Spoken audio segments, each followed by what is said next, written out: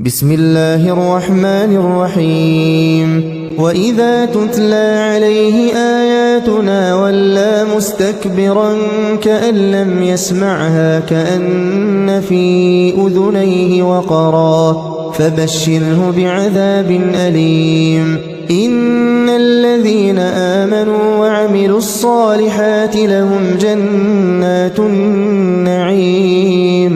خالدين فيها وعد الله حقا وهو العزيز الحكيم خلق السماوات بغير عمد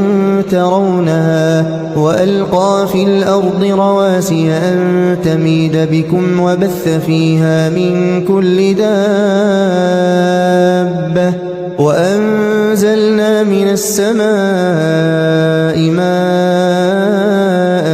فأنبتنا فيها من كل زوج كريم